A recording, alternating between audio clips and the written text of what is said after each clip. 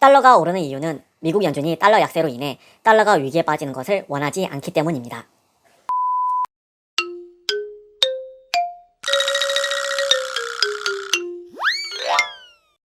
안녕하세요. 해외 주식으로 경제 자유를 얻으려는 해외주 경자입니다.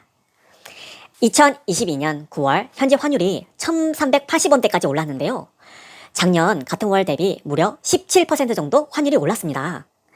작년에 이미 달러를 가지고 계신 분이라면 가만히 앉아서 약 17% 정도의 수입을 얻으실 거라 생각됩니다.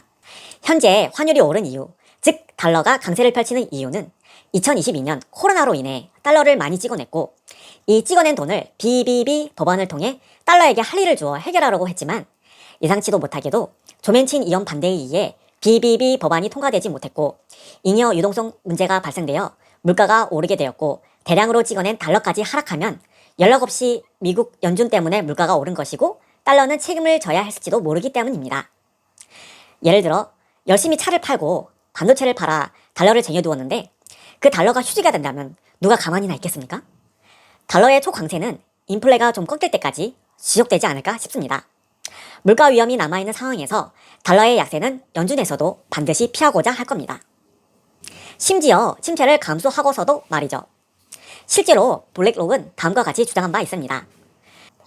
연준이 인플레 심각하게 추세면 현재 경제가 소홀하게 비판할 수 있는 수준까지 지어내야 2% 정도로 금리를 높이는 방법밖에 없다.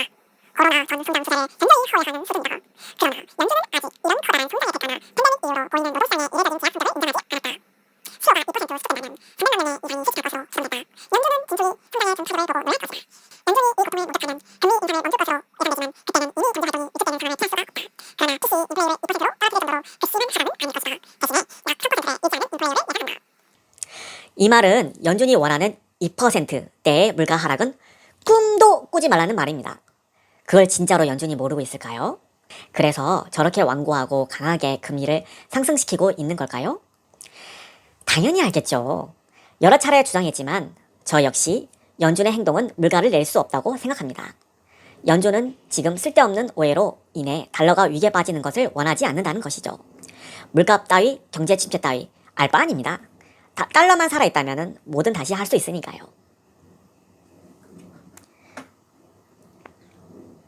현재 자본 유출이 발생하고 있는데요. 예전부터 연준이 금리를 과격하게 올리면 신흥국은 자본 유출에 시달려야 했습니다. 실제로 최근 신흥국들의 외환 보유액은 2008년 세계 금융 이후 14년 만에 가장 빠른 속도로 줄어들고 있는 것으로 나타나는데요.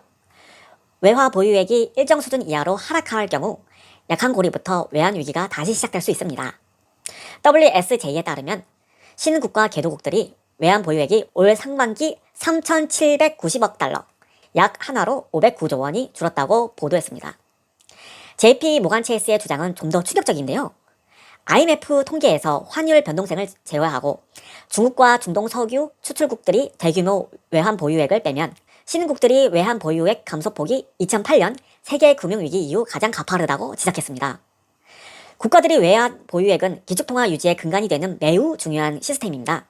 외환 보유액이 많다는 것은 부도 위험이 작다는 건데요. 각종 신용평가사들은 그 나라의 GDP 규모에 맞는 외환 보유고를 지정해주는 편입니다. 이렇게 해서 외환 보유가 많아지면 달러를 더 거부하지 못합니다. 열심히 차 팔고 반도체를 팔아서 달러를 쟁여두었는데 그 달러가 휴지가 된다면 누구나 가만히 안 있겠죠. 그래서 유대인들은 대략 10년 전으로 외환 보유고가 작은 나라를 위기에 빠져들게 하여 경각심을 고취시키곤 했습니다. 지금 연준이 고의로 그러든 실수도 그러든 금리를 가파르게 상승시키고 있는데요. 이건 매우 흔한 양털깎기의 수단이었습니다. 외교관계위원회의 브래드 세처 선임 연구위원은 비중이 상당한 일부 나라들의 위험이 임박했다. 이들은 애초에 외환 보유액을 충분히 쌓아두지 못한 나라들이다. 외환 보유액이 부족한 이들 나라가 국제금융시장 접근이 제한되면서 식량과 에너지 수입으로 이미 부족한 외환 보유액을 파먹고 살고 있는데 현 상황이 훨씬 더 지어질 경우 이들의 신흥국이 외환 위기 또는 채무 위기에 내몰릴 것이라는 점은 불을 보듯 뻔하다. 고 경고하고 있습니다. 결국 외환 보유액을 충분히 쌓지 않아서 위기에 처했다는 말이고요. 차기에는 위험에 빠지지 않기 위해서 외환 보유고를 충분히 쌓아야 한다는 권고로도 볼 수 있습니다. 애초에 그 나라의 화폐로 조달했으면 위험을 차단할 수 있다고요? 누가 그런 채권을 살까요? 혹여 가능하다고 해도 자고 일어나면 떨어지는 위안화 채권을 고작 몇 푼 이자 더 먹겠다고 매수하겠습니까? 그러니 리파이낸싱도 어렵습니다. 외부로부터 자금 조달이 막혀버리니 결국 외환 보유액을 까먹으면서 연명할 수밖에요. 이미 파월이 단호하게 매를 들겠다고 선언했으니 이제 줄보도가 나기를 기다리는 수밖에 없겠습니다. 평상시에 외환 보유고를 잘 쌓지 못했던 나라들부터 숨이 넘어가기 시작할 겁니다. 첫 번째 재물은 스리랑카였습니다. 이미 지난 5월에 대외 채무 지급을 중단했습니다. 나이지리아는 자본 통제를 당행했습니다. 대형 민항사들의 모임인 국제항공운송협회에 따르면 나이지리아는 외환 보유액이 심각하게 줄어들자 중앙은행이 외국 항공사들의 본국 자금 송환을 막았는데요. 4억 6,400만 달러가 현재 나이지리아에 묶여있다고 들었습니다. 동유럽도 마찬가지인데요.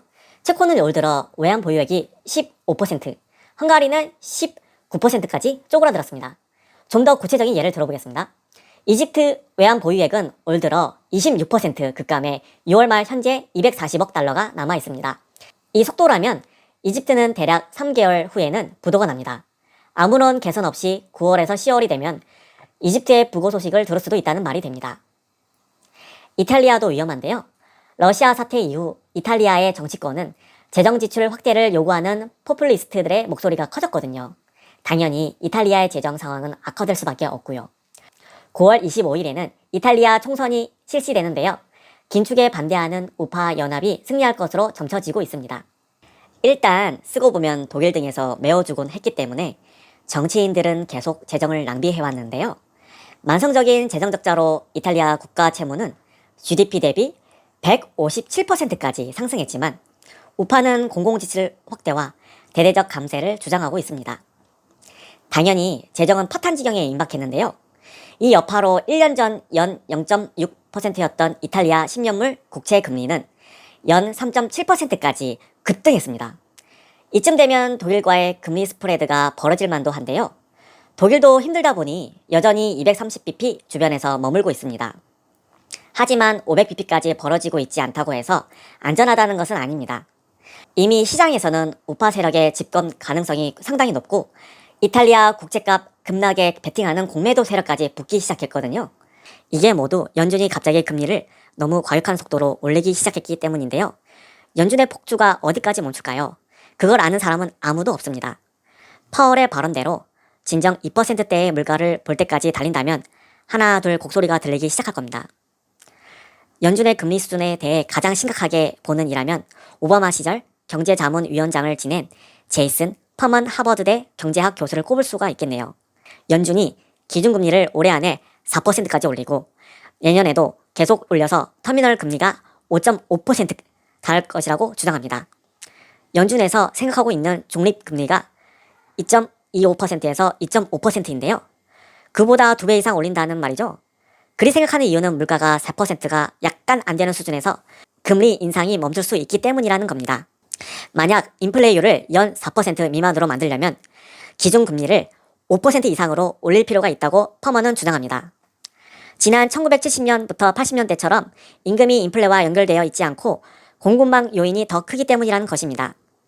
저 역시 물가가 천천히 하락할 것이라는 퍼먼의 주장에 동의합니다. 또한 연준이 기어이 2%대 물가를 볼 때까지 멈추지 않겠다면 정말 퍼먼의 주장대로 5.5%대가 터미널 금리가 될 수도 있겠습니다. 아무리 금리를 급하게 올려도 물가를 잡기 어려울 테니까요. 다음 새 정보가 나오면 다시 공유해드리겠습니다.